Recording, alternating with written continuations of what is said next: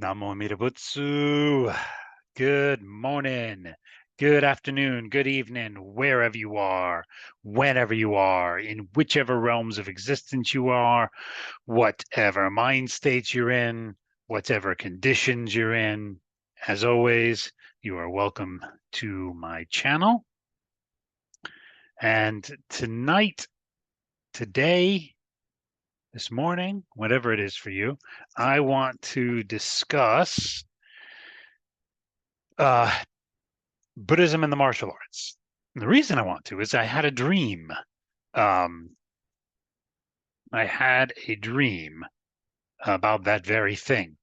The dream was it was held on some kind of either monastery, Buddhist monastery grounds or temple grounds, and there was the main setting was this kind of very, very long, large, wide pavilion, um, under which there was lots of activity. It was kind of either a festival day being celebrated on these grounds, or there was some kind of open house day at the monastery or the temple, or something along those lines. It was some event going on.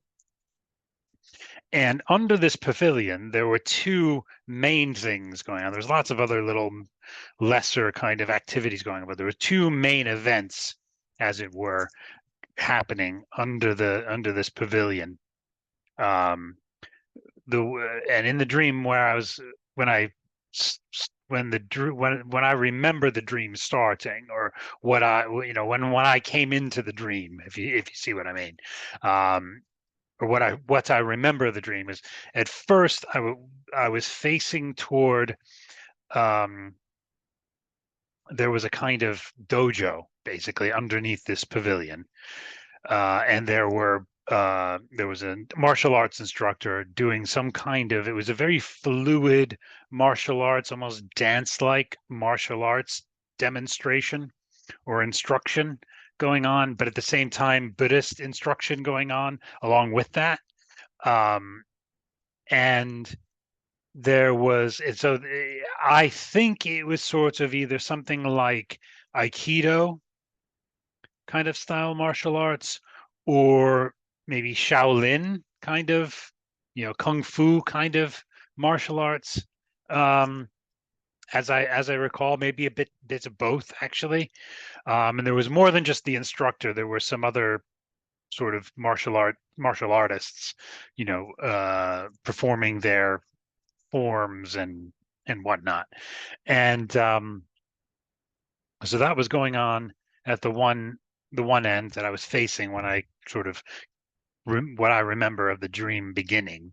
And behind me there was music, and I could hear music and things. And so eventually, after watching this martial arts demonstration and this kind of instruction about the martial arts, but also a Buddhism kind of being taught as well, through this martial arts demonstration somehow, I remember turning around and looking in the other direction, and there was a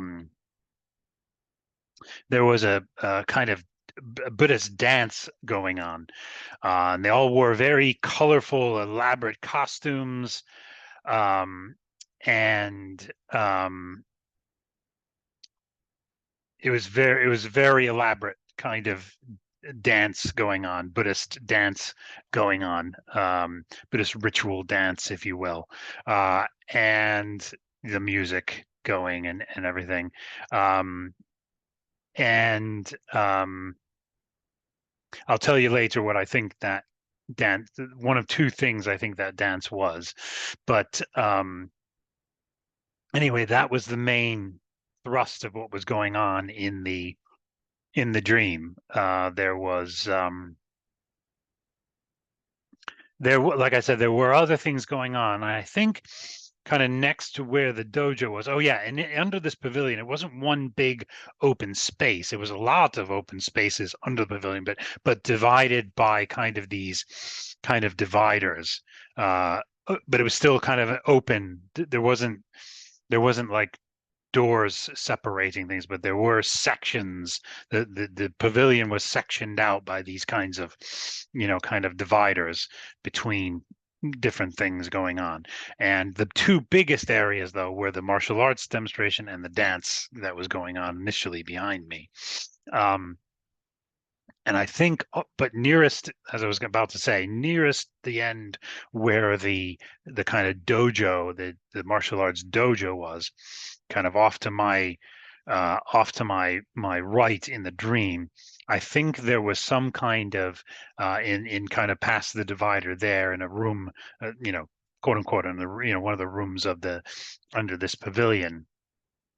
There was a kind of Buddhist service going on, and I think next to that, then further back, closer to where the dance was going on, was a kind of kind of food area, kind of where people were enjoy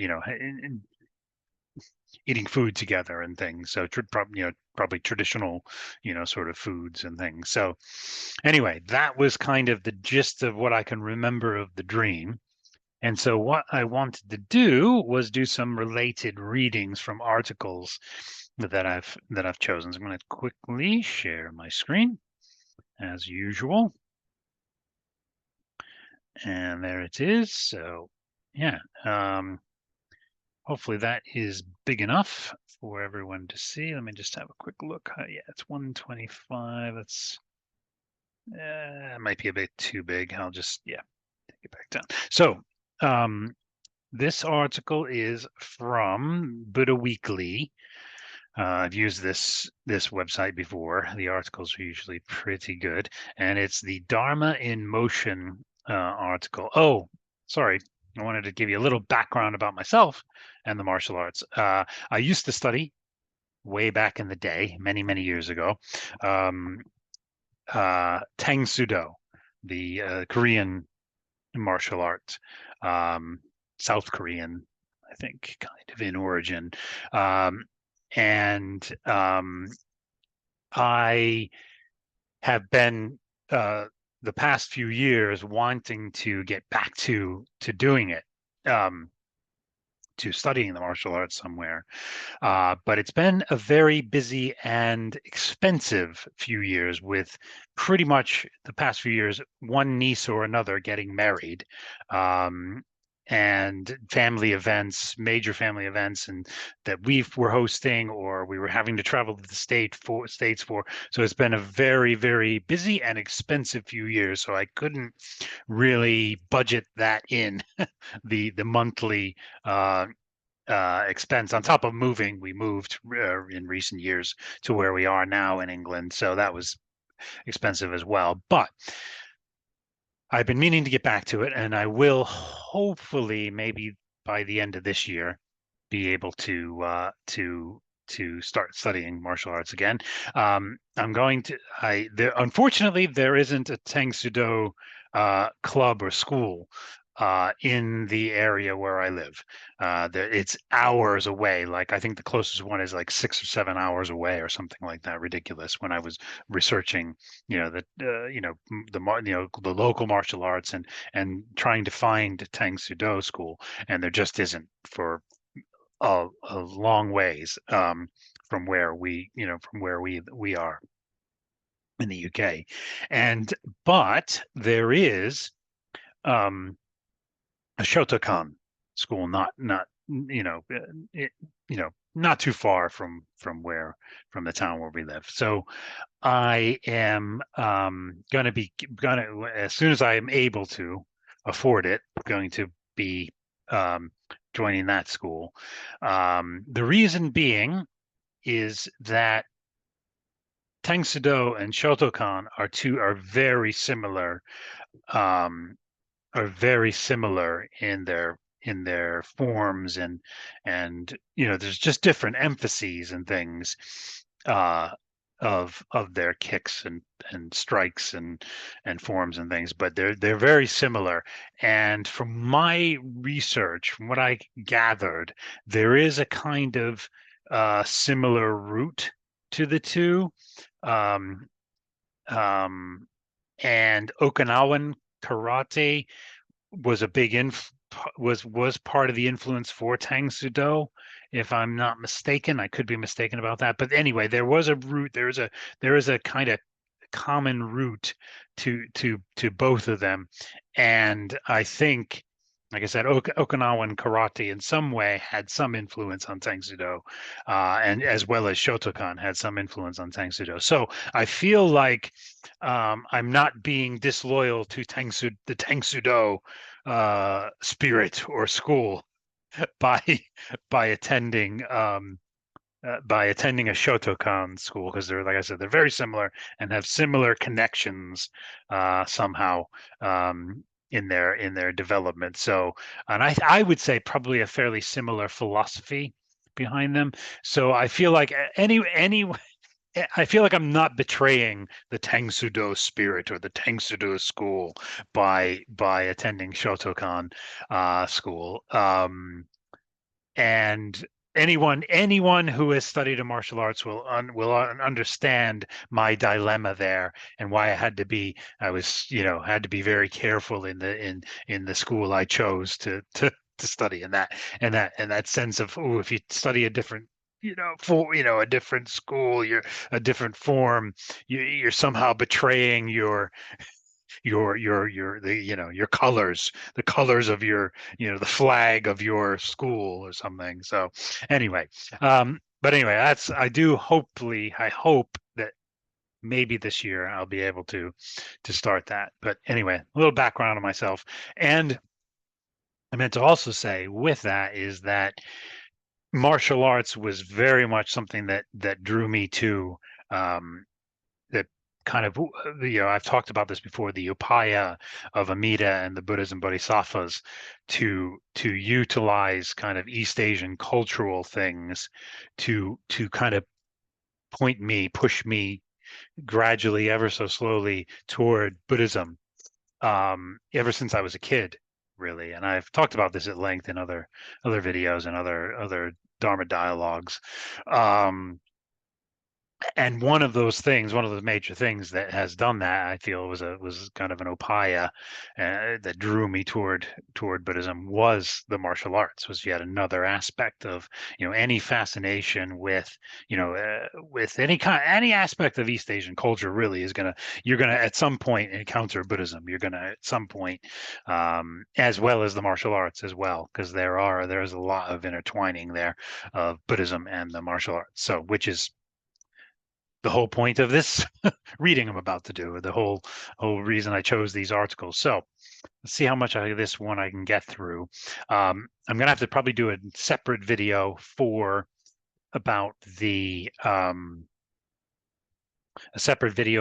dance that was going on. So I'll do this video on the martial arts, and then do part of the dream, and then do one on the dance, and do a similar thing.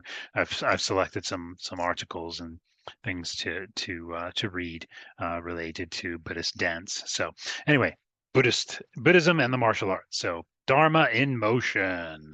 Buddhism, Vajrayana, Buddhist, Tantra, and Zen have as much in common with the martial arts as religion? That's the question posed by this article. So, premise: Buddhism, Vajrayana, Tantra, and Zen have as much in common with martial arts as it does with religion. Second premise: martial arts skills are helpful to meditators and helps develop practice discipline. That may seem like an absurd or frivolous statement, but there's a core truth in there. Buddha himself focused on practice, conduct, and self-help methods, not on metaphysics and gods. Martial arts, putting aside the fighting aspect, also focuses on practice, conduct, and self-help. And just a little thing here, I would say, I'm not sure this is exactly the right way to phrase this, that he didn't focus on metaphysics and gods. The devas or devas or gods are very much a part of Buddhist, a big part of Buddhist cosmology. And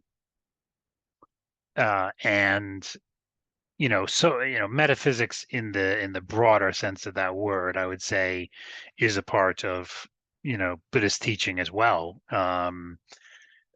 Just the kind of how consciousness works, what consciousness is made of, what reality is constituted from, how that all comes about, through karma and conditions, or causes and conditions, and all of those kinds of things. So I'm just not sure on the phrasing of that. There's much. He certainly didn't. The Buddha didn't focus on gods like other religions do. We own, in Buddhist teaching, gods are just another type of being stuck in samsara, like we humans are, in their own realms, in their own mind stream and consciousness and things. And have their own problems.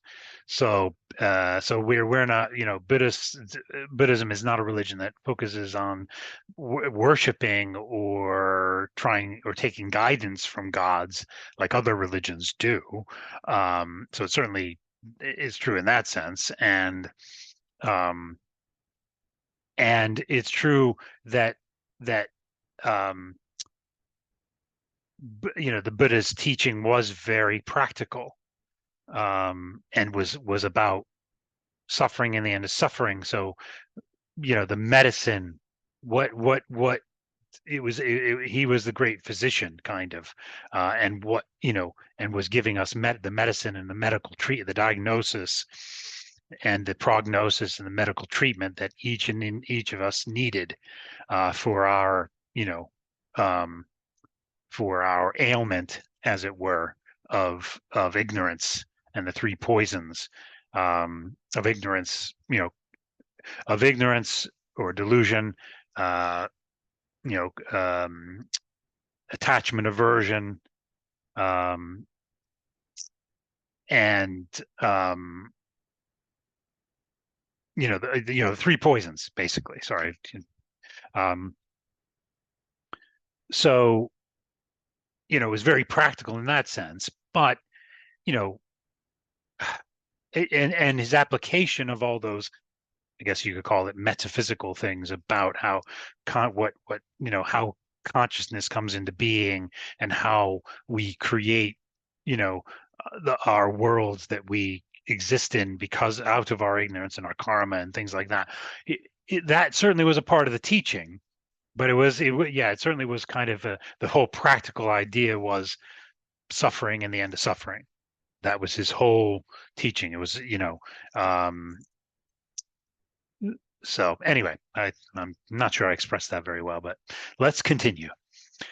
In a previous BW interview, H.E. Zasip Rinpoche, who is an Aikido practitioner and also practices Iaido sword art, remarked, "Foundation Buddhist practice is like the beginner's form. When you study martial arts," Foundation Buddhist practice is like the beginner's form when you study martial arts. You need to master that first before progressing. So there's some pictures, I'm assuming, of H.E. Zasip Rinpoche and his class. Oh yeah, there we go. Yeah, that is a picture of him. So it's a picture of Zasip Rinpoche. Demonstrates a well-rounded relationship with his students. Here, his martial arts students from Australia came for one of the 5 working retreats, Karma Yoga, to help build a new retreat temple in Nelson, British Columbia. Rinpoche is also, and I think that's British Columbia. Anyway, BC, I guess that's, anyway. Rinpoche is also an Aikido practitioner and practices Iaido sword art. H.E. Zasab Rinpoche will be teaching a week. Oh, no, never mind, sorry.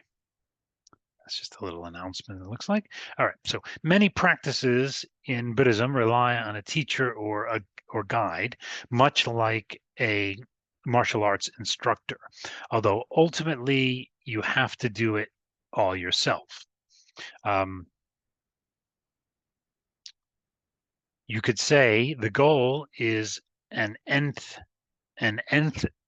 degree black belt, enlightenment. That is, even if we put aside the metaphor, martial arts practices are often actually encouraged in some schools as a method to discipline the body and mind, notably Zen and Chan. Okay. Sorry, I misread all that again.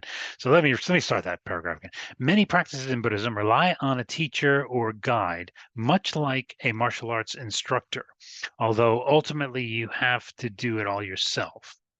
You could say the goal is an nth black belt, enlightenment. Even if we put aside the metaphor, martial arts practices are often actually encouraged in some schools as a method to discipline the body and mind, notably Zen and Chan.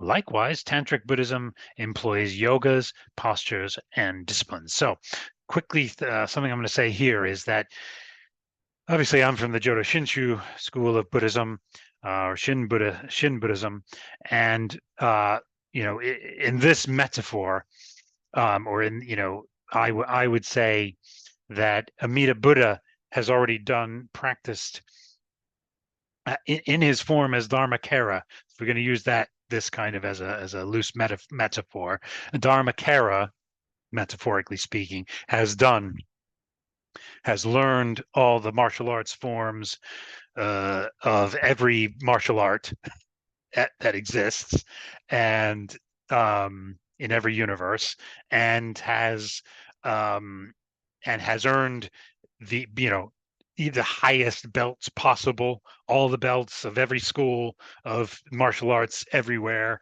In fact, transcended those belts for us, and he's done all of that, and then gives us all that through his mind, through his light, through his name, Namo Amida Butsu.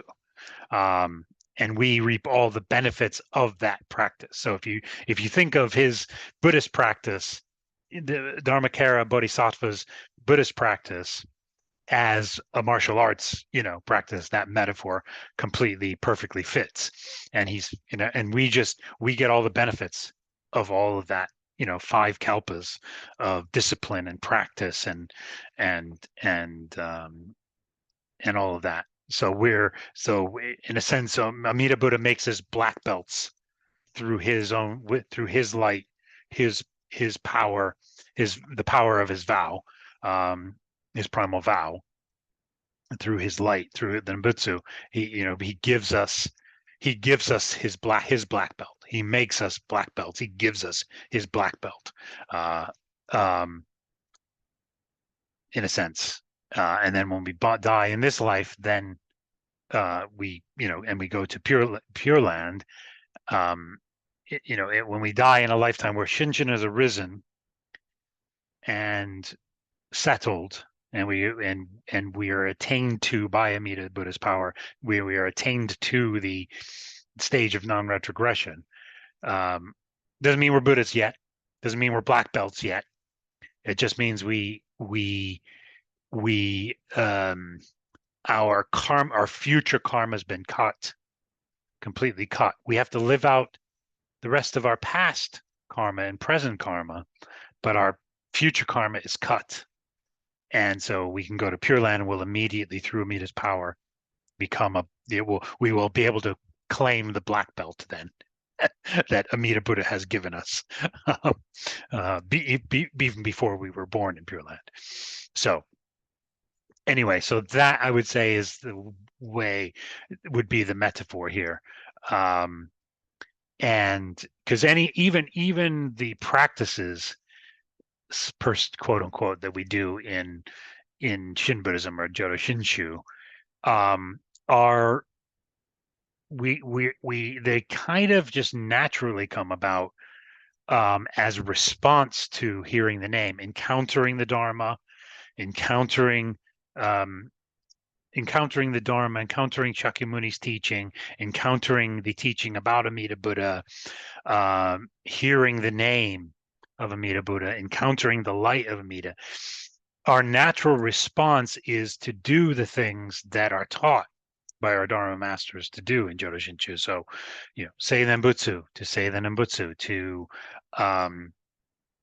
listen deeply to the Dharma, engage in Dharma dialogue, find a good, and at some point you find a good teacher that in some form you find a good teacher that you engage in Dharma dialogue with and they help you on the path and guide you and but all of that is a natural response in a sense to hearing the name, encountering the light of Amida, encountering the Dharma of Amida.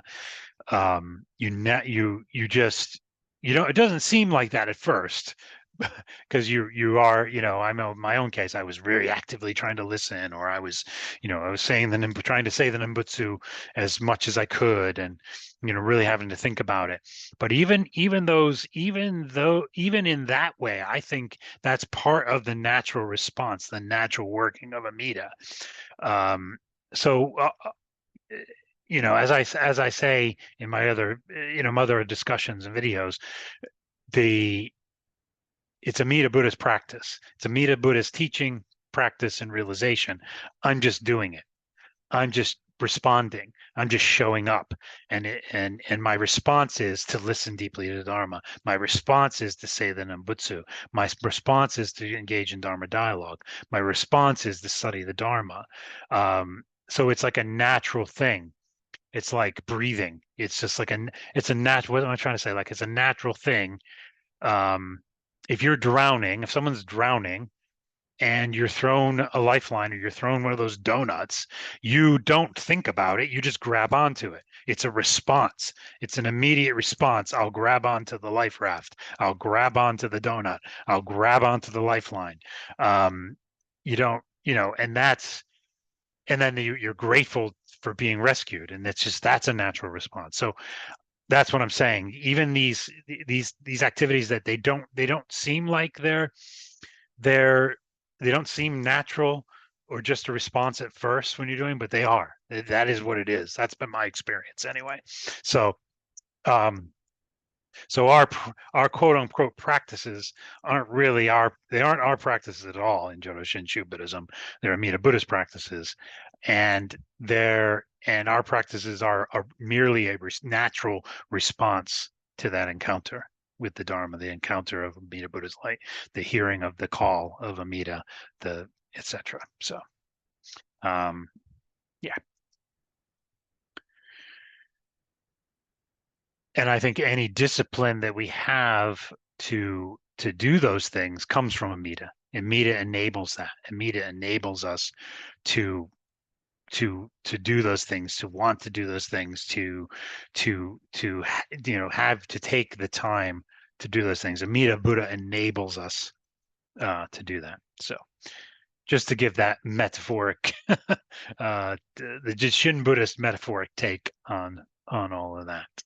So, right. Why martial arts and Buddhism are so indelibly linked. Master Sheng Yen explains the practical reasons martial arts evolved from Buddhist and yogic practices, such as Tantra. This is a quote, if the flow of a person's ki or chi is unobstructed, he can sit meditation long periods. But if his chi or ki is obstructed while sitting, he can fall ill. So martial arts exercise came into being came into being in response to the need of sitting meditation. Interesting.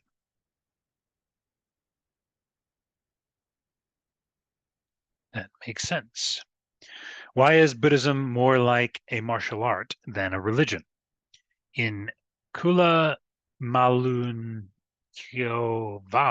in the Kula Malunkyovada Sutra, apologies for my pronunciation there, Buddha refused to answer 4 questions posed by students, including all metaphysical questions.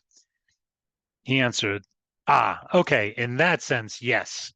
Now I see what metaphysical is referring to. In that sense, I agree with the statement earlier that I was talking about. That the Buddha did not talk about metaphysics in the sense of the 4 unanswered questions, or 14 unanswered questions, I think was the full amount of questions he refused to answer. And they were that, so in that sense, those metaphysical questions, like how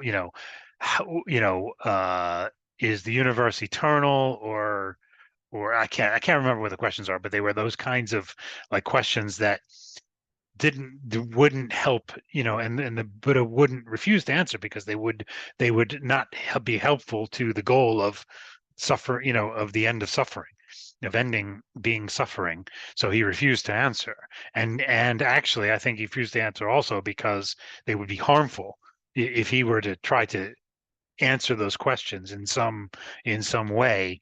It wouldn't actually be helpful to being. So something on that line. So yes, in those kinds of metaphysical questions that the Buddha refused to answer, yes, the Buddhism does not, the Buddha did not focus on those. Buddhism does not focus on those kinds of questions. So anyway, all right. So in the Kula Malung Kyovada Sutra, Buddha refused to answer 4 questions posed by students, including all metaphysical questions. He answered, so Malung Kyaputta, remember what is undeclared by me as undeclared, and what is declared by me as declared. And why are they undeclared by me? Because they are not connected with the goal. That's what I was just saying. Are not fundamental to the holy life. They do not lead to disenchantment, dispassion, cessation, calming, direct knowledge, self-awakening, unbinding. That's why they are undeclared by me. Yeah, that's what I was saying, that they wouldn't help toward the goal of the ending of suffering. So go. So yeah, and there's a picture of Shakyamuni as as Prince, practicing archery for the court. Shakyamuni grew up a prince in luxury, shielded by the suffering of the outside world by his father. He was also famously highly skilled in the martial arts before he left to become a mendicant. Indeed. So Buddha did declare practical methods. What Buddha did declare in sutta, or in sutta after sutta, was the practical teachings to escape the suffering of samsara: conduct, meditation, and karma, or actions. Maybe, yeah.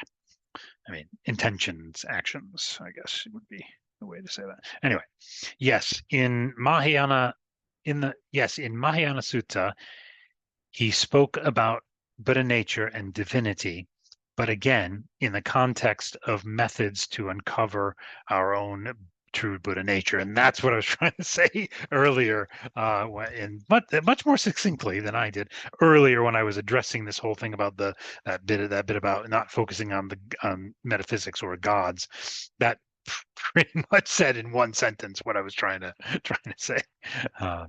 Anyway. And here we have Buddha-Dharma, the great clan sage. Picture of Buddha-Dharma, the great Chan sage. Sorry, the great Chan sage is associated with Shaolin school and martial arts. Let's make sure I didn't go too far and miss something here. No. Okay. Yeah. Okay. Just double checking. Okay. Was Buddha transcendent and worshipful, as might be expected in religion? Certainly, but he did not teach a dharma of worship and blind obedience. Indeed, he taught a disciplined method to achieve our own enlightenment. In this way, and others, Buddhism parallels martial arts, and that's true. But the Buddha did teach a lot of self-power practices or sage path practices, but he also taught the other power pathway ultimately, and that was the ultimate reason in Jodo Shinshu. In Jodo Shinshu teachings, that was ultimately the reason he came to the Saha worlds, to in Nirmanakaya form, to give the teaching about Amida Buddha and the primal vow. But so he taught. So yes, it's true. He did teach all that, but he also taught self power. He's also taught other power, the method of other power through Amida Buddha's power.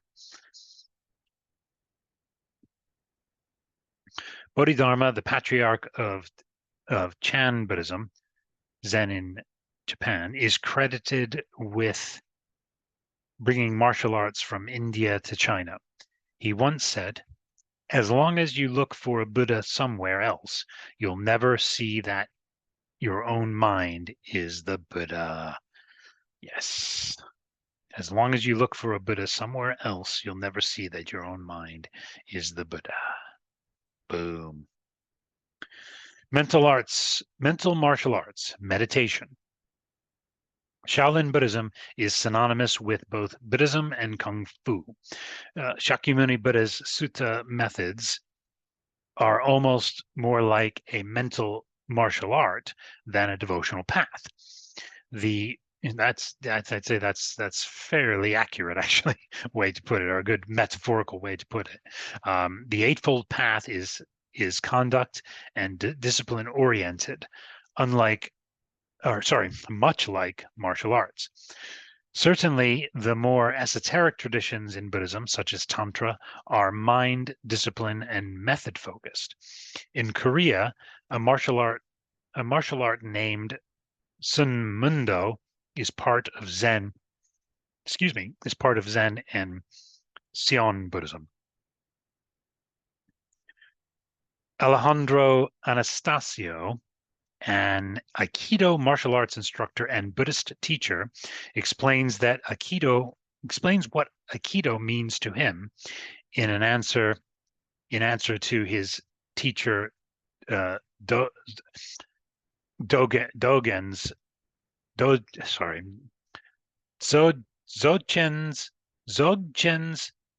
Kenpo Choga Rinpoche. Sorry about my pronunciation. It's terrible. Let me just read that again without trying to say that name. Alejandro Anastasio, an Aikido martial arts instructor and Buddhist teacher, explains what Aikido means to him in answer to his teacher, the Rinpoche. I said, Aikido is Dharma in motion. Then he said for me to say it in a different way. Tactile practice in compassion was my response. In a very real way, my martial art practice complements my Dharma work as much as my Dharma work and practice complements my martial art practice. Very cool, very cool. And I wonder whether this was the instructor, because I said it was probably Aikido, and it was also giving Buddhist instruction. So I'm wondering if this was actually the person in my dream.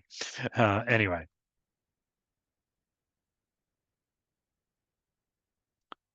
Alejandro Anastasio is a teacher of both Dharma and martial arts. Here he is on the left, at the dojo with his own teacher. So I guess that would be the Rinpoche. There you go.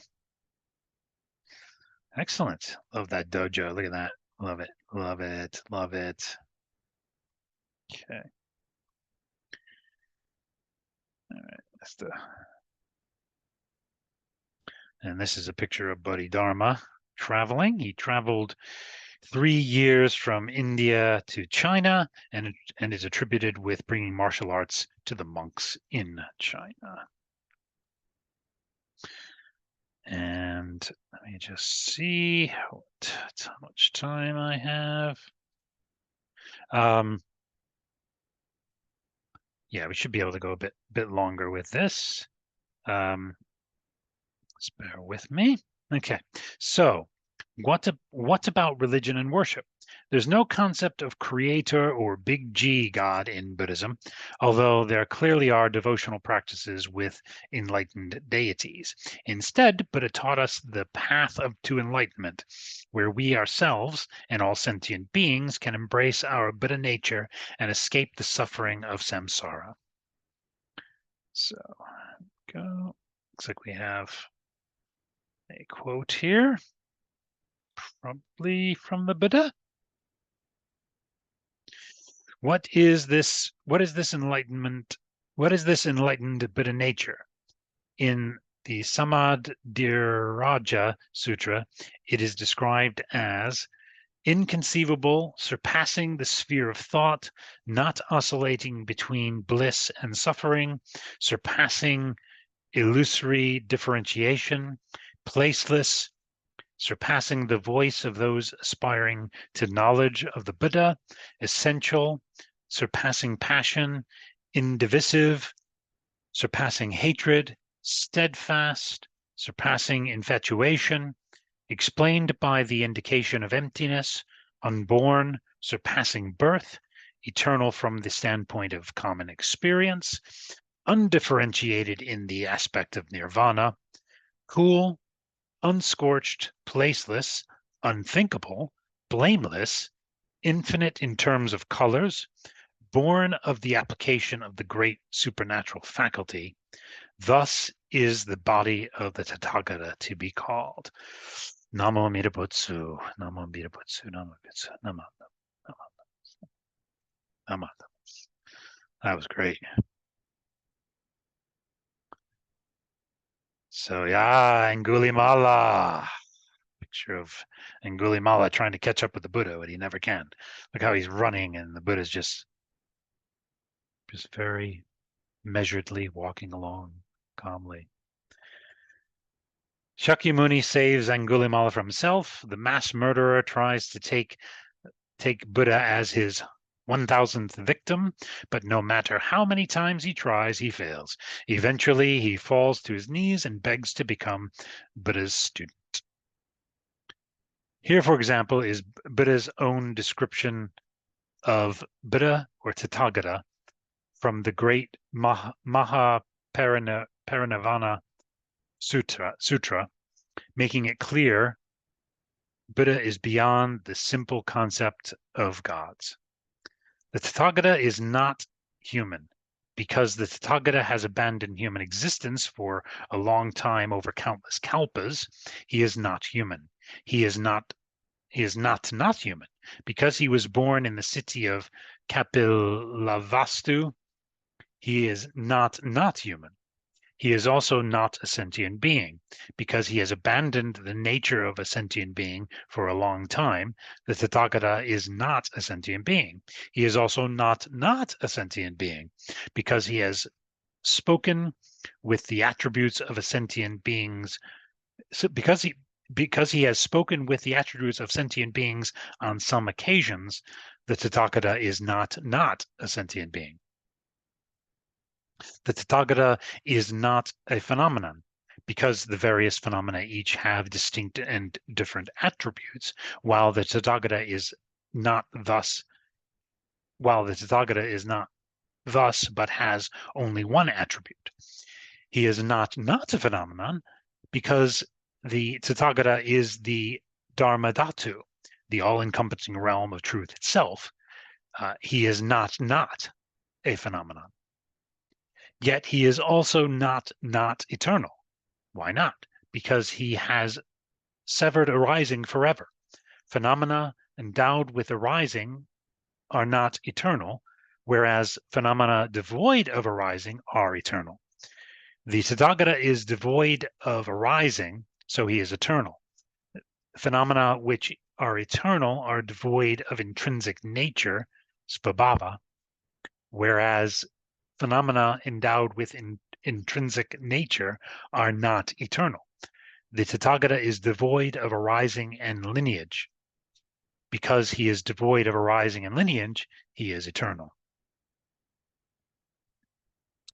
Like a great martial arts teacher, he can guide beings.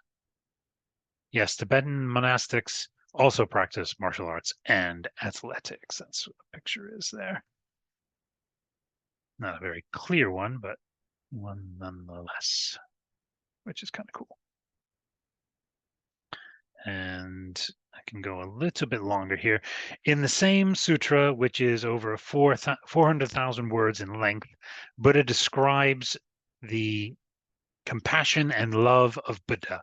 Such is the compassion of Buddha that he taught us methods to escape from samsara. Like the great martial arts teacher, he can guide all beings, not just the gifted or the strong, to their own state of enlightenment. Yes, there are fantastic, conceptual, almost supernatural elements in the teachings, but Dharma is more method, martial arts, than faith, religion. Showing all beings they can be perfect step by step. And I think we need to quickly say there is quote unquote faith in Buddhism, but it's more of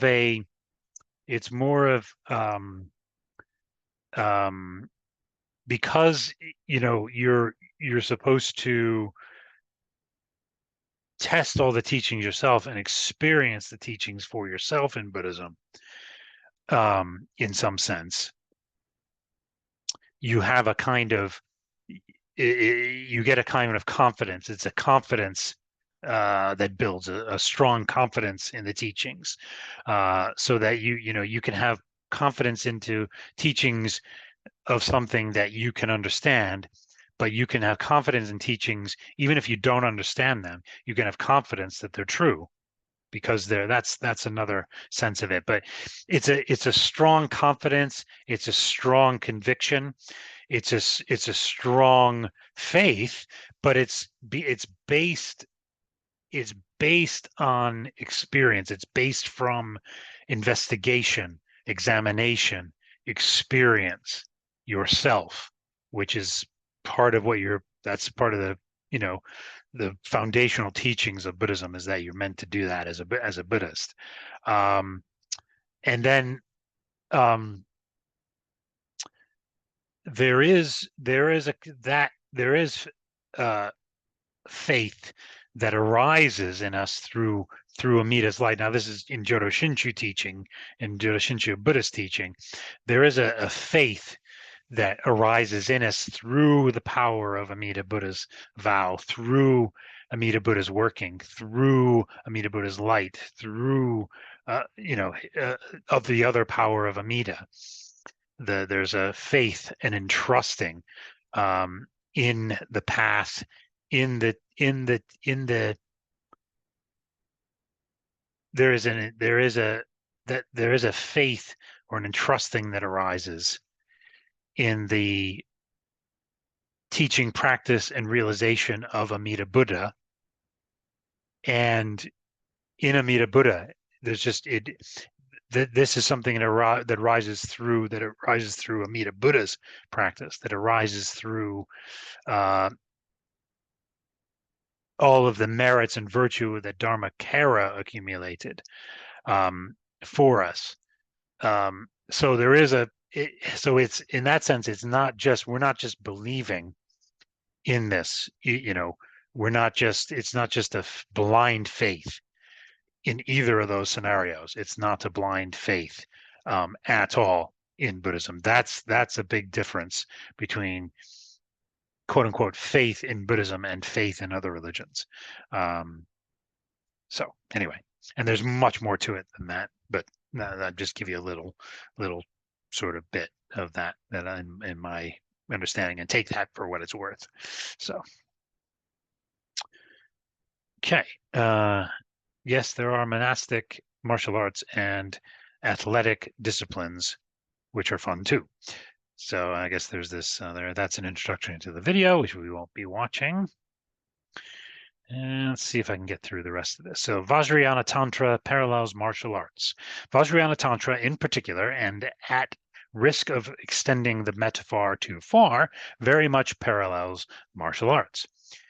Daily practice. Exact same visualizations and words each time, like a kata in karate. Oh, very good metaphor there. Excuse me, reliance on a teacher, a guru, much like a kung fu sifu, or instructor, karate instructor or what have you. Counting and repetition. In Vajrayana, counting mantras, repeating mantras.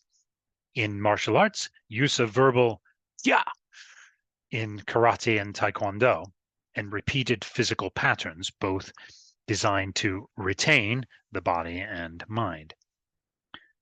Next point, many inner practices that work with qi in Tibetan law, flow. Oh, yeah. So, many inner practices like that work with qi or la, flow like tai chi or qigong. Next point, structured specifically for self-improvement. In this case, spiritual and mental discipline. Strong emphasis on visualization. In martial arts, we visualize our fist going through the board, quote unquote, before we throw the punch. Next point, importance of prostration and respect. Most martial arts have strong ritualistic components. Indeed, they do, such as bowing to an opponent or one's teacher. Exactly. Vajrayana has similar practices, as do all other forms of Buddhism. Inner strength and power in martial arts demonstrated so inner strength and power is a practice in Vajrayana, or is a goal, I guess, in Vajrayana Buddhism. In martial arts, demonstrated with legendary methods such as the 1-inch punch in Vajrayana, with Tummo and similar meditations. Importance of progressing step by step in Vajrayana Buddhism. In martial arts, belts. In Vajrayana, initiations into more and more advanced practices. Next point, traditionally, both classical martial artists and tantrikas or yoginis in Tantra are bound to strict moral code to act for the benefit of others. So yeah, that's very much the moral code, ethical code in martial arts is a big component of martial arts practice. Mental focus. Both Vajrayana yogis and yoginis and martial arts experts rely on mental focus and discipline to progress.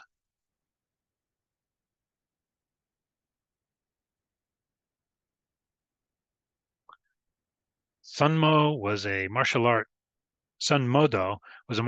mastered by Seon or Zen monastics in Korea. They are performing that. Looks kind of cool. Certainly, the most obvious parallel between Vajrayana and Tantric Buddhism and martial arts is the reliance on an expert teacher.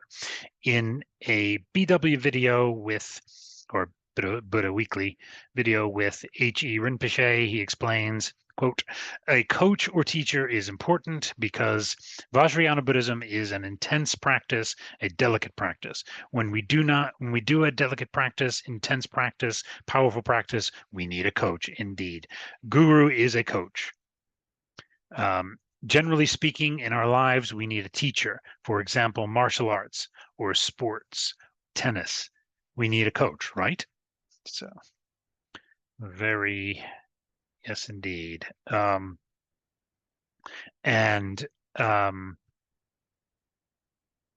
yeah, I would say definitely the teacher is very important. Finding a good teacher, or coming across or finding a good teacher is an important part um, of Shin Buddhism or Jodo Shinshu teachings. It's very vital. It's a very different role than any other form of Buddhism of a teacher. There are similarities, but it's not a guru. The teacher in Jodo Shinshu is not a guru. It's not the same kind of relationship. Our guru, if you like, our guru in Jodo Shinshu Buddhism is Amida himself. Amida Buddha himself is our guru, is our main guide to the teaching, practice, and realization. Whereas the teacher in Amida Buddha is the guru, whereas the teacher in Jodo Shinshu is more of a guide, a friend on the path to help you. But it is very vital. In fact, it's one of the five kind of fivefold teaching, it's called in Buddhism, one of the five elements that you absolutely are needed or are part of what is um, needed for birth for Shinjin, well, for birth in Pure Land. We'll just leave it at that. Anyway, but it's not. Yeah, I'll try to explain that. Anyway, any further than that. Anyway, so yeah, I think. How much more? Oh, good. We're almost there. All right. So quickly finish the rest of this. So martial arts and a non-metaphor. Physical fitness vital to body practice. Master Sheng Yen, a mainstream teacher of Chan Buddhism based in Taiwan, explained the practical benefits of martial arts in Buddhism. Whoever is meditating in a sitting posture must also exercise sometimes. Sitting all the time is not good for your health. Originally, yoga postures were a form of exercise which derived from sitting meditation. Moreover, when Buddhism spread to China, Chinese monks traveling to India to seek the Dharma and missionary monks from India had to trudge through Central Asia on a long and arduous journey, climbing mountains, crossing rivers, and braving the elements every day. It was very tough. If they weren't physically fit, they wouldn't have been able to travel such long distances to spread Buddhism to the East. That's why they're all more or less trained in Gong Fu or Kung Fu. That's a further quote from Master Sheng Yen, I think. Shaolin Kung Fu is almost synonymous with Buddhist monastic discipline. Yes, indeed. Picture of a Shaolin monk there. He continues, the master, explaining the legend of Bodhidharma. Now, legend has it that when Bodhidharma came to China, he was a great master of martial arts, and it is said that Shaolin Kung Fu has a lot to do with Bodhidharma's book on rejuvenating the sinews, an early classic of martial arts, supposedly brought by Bodhidharma from India after he brought it from India. Chinese monastics started to practice martial arts. So there you go. I think, yeah, we finished that one. So thank you so much for joining me to talk about my dream, and part of my dream anyway, and to go through these readings. I hope you enjoyed it. I know I have, and I've learned a lot from this. And so thanks for listening. Namo Amida Butsu, Namo Amida Butsu, Namo Amida Butsu, Namanda Butsu, Namo. All right, take care until next time.